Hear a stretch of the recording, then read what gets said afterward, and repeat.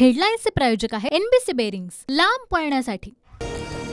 अमोल कोल्हेंच्या विरोधात उमेदवार देणार, शिरूर लोकसभेची जागा जिंकणारच अजित पवारांचा अमोल कोल्हेंना खुलं आव्हान। तर निवडणुका जवळ आल्यानं पदयात्रा सुचत असल्याची टीका।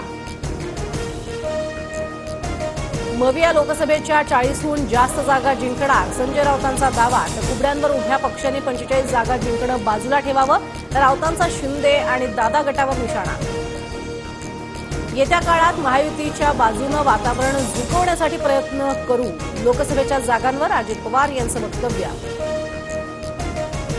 लोकसभेसाठी ठाकरे गटाकडील 2-3 जागांची अदलाबदल होऊ शकते, विनायक राऊत यांची माहिती।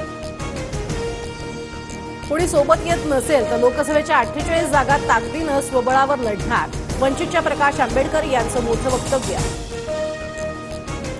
आंबेडकर आणि आमची भूमिका एकच, जागा वाटपासंदर्भात आंबेडकरांशी चर्चा सुरू, लवकरच मविया वंचितची बैठक, संजय राऊतांची माहिती। काहींनी वयाच्या 38व्या वर्षी वेगळा व्हायचा निर्णय घेतला, तर मी वयाच्या 60व्या वर्षी, अजित पवारांची शरद पवारांवर टीका। सलीम कुत्ता प्रकरणात सुधाकर बडगुजरांसह 19 जणांची आज पुन्हा चौकशी, भाजप पदाधिकाऱ्यांच्या सहभागाबाबत बडगुजर काय बोलणार याकडे लक्ष। मुंबईच्या चुनाभट्टीतील गोळीबार प्रकरणी 4 आरोपींना अटक, गँगमधील जुन्या भांडणाचा राग मनात धरून गोळीबार, एकाचा मृत्यू, 4 जखमी। ठाकरे गटाचे आमदार राजन साळवींच्या कुटुंबियांना एसीबीची नोटीस, साळवींचे भाऊ, बहिणी आणि पुतण्याची चौकशी होणार। दाऊद इब्राहिमच्या मुंबई आणि रत्नागिरीतल्या मालमत्तांचा 5 जानेवारीला लिलाव, आंब्याच्या बागा आणि बंगल्याचा समावेश, सरकारकडनं मोठा धक्का।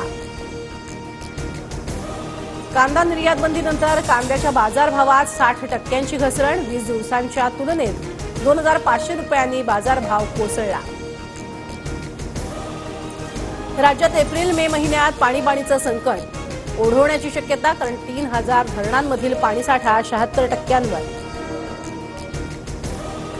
ठाण्यामध्ये कोरोनाचा शिरकाव, आतापर्यंत JN1 व्हेरियंटचे एकूण 5 रुग्ण, नवे रुग्ण सध्या होम क्वारंटाईन।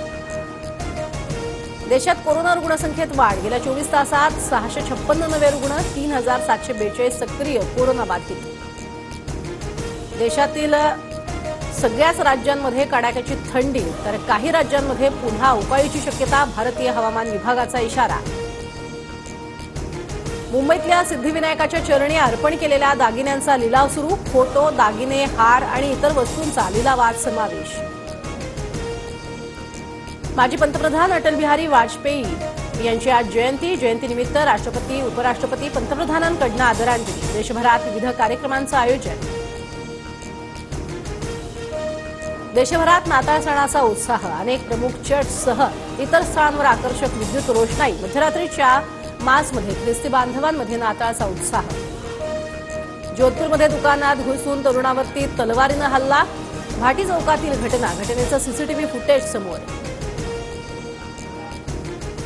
हेडलाईन्सचे प्रायोजक आहे एनबीसी बेरिंग्स, लांब पळण्यासाठी।